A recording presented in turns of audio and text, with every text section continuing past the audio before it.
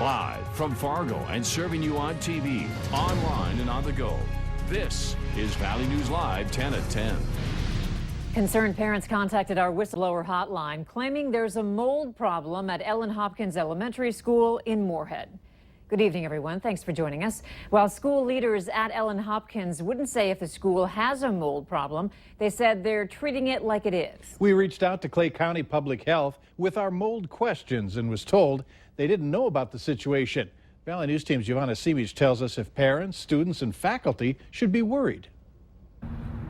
After dealing with construction at Hopkins Elementary, workers found a problem with the pipes that could cause further damage. We are removing all the insulation off the pipes and cleaning that tunnel out and making sure that we have a safe and secure environment. Lunick says the contractors told the school about the problem and took necessary steps to solve it. Those pipes being in a tunnel type situation where there's moisture and there's heat, we chose to be proactive, and we immediately contacted Stematic, and they started to come up with a plan to depressurize the tunnels. While he can't confirm or deny if the building has mold, he says the building is safe. Lunick says the school spoke with the Minnesota Health Department and they were advised to be more proactive. According to the Health Department website, they consider any active or visible mold growth as a potential health hazard that should be properly corrected as soon as possible. Anytime we're in a situation like that, better to assume that it is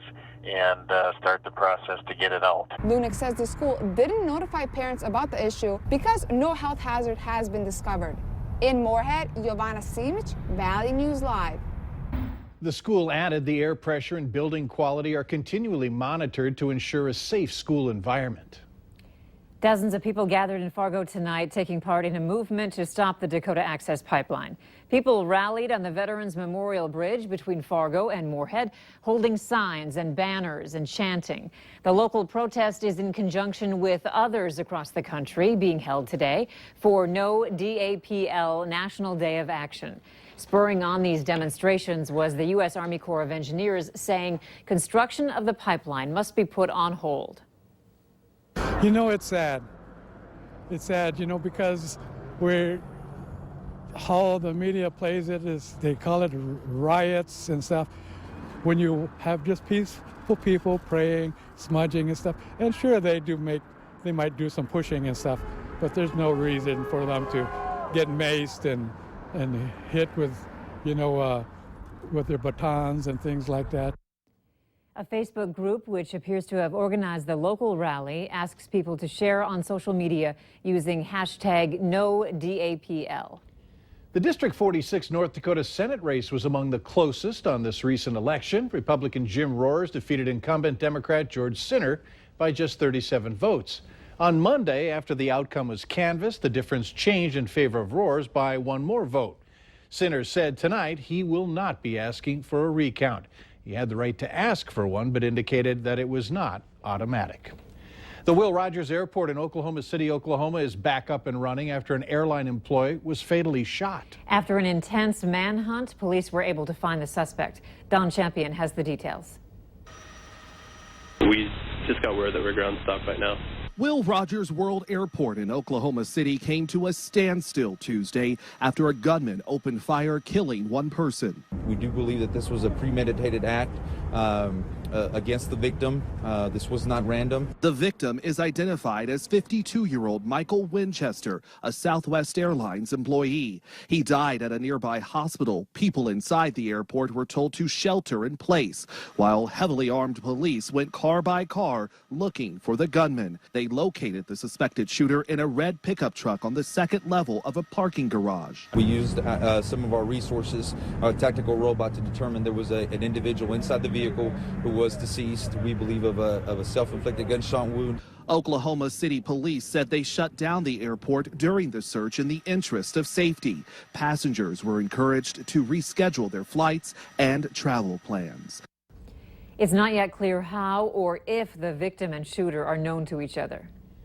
It's a burglary spree stretching across Fargo for the last 3 years. 17 businesses in all have been targeted, and in many cases, those responsible cutting a hole in an exterior wall to get in. Tonight, we're learning new details as Fargo police continue its investigation, saying there's similarities among the burglaries, like the same boot prints found at the scene. The spree stretches from Fargo Freightliner to OK Tire, Magnum Trucking, Nelson International, the Gateway Collision Center, a Dakota Boys and Girls Ranch up north, and the RDO Truck Center, among other businesses. And court documents say police are working closely with area pawn shops, a suspect police believe responsible for the burglaries, trying to pass off tools and electronics over that 3-year span. If you use Amazon, watch out. There's a scam going around just as we're about to enter one of the busiest shopping periods of the year. Emails that appear to be from Amazon are making their way into inboxes. The fraudsters say your account is about to expire and they want your information. Valley News Team's crime and safety reporter Nicole Johnson explains how to spot the scam. It's already beginning to look a lot like Christmas. The mall is ready for Black Friday. Well, this year can be pretty crazy because Mall of America is closed. But maybe not too busy. More people are choosing to find those once-a-year deals online. I think it's too crazy, so I just stay home. A lot of people don't like malls at all. My sister won't step foot in a mall. So if you're choosing to load up your online shopping cart, watch out. Experts say holiday scam season has begun, starting with an email that looks like it's from Amazon. The fraudsters claim your account is about to expire and will be deactivated.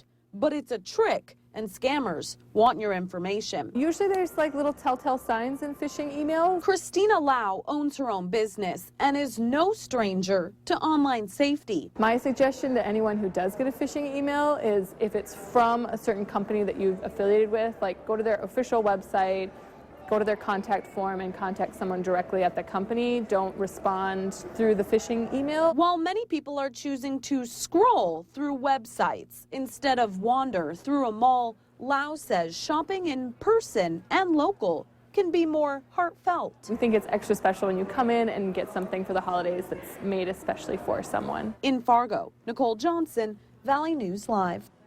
On the Real Amazon website, there's a warning about phishing emails and what to look out for.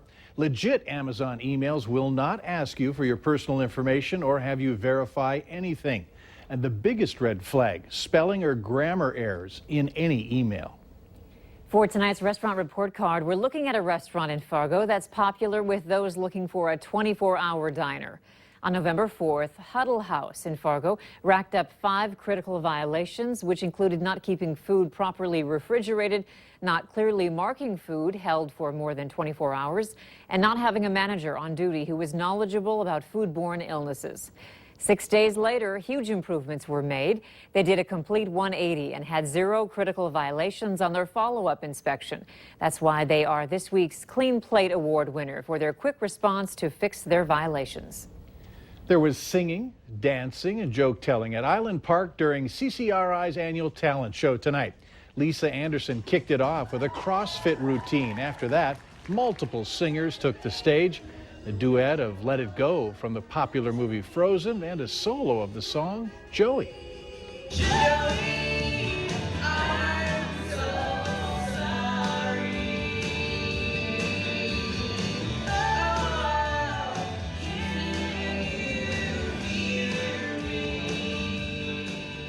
CCRI will be participating Giving Hearts Day. If you want to help them out, that's in February. You can join them for the annual Polar Plunge.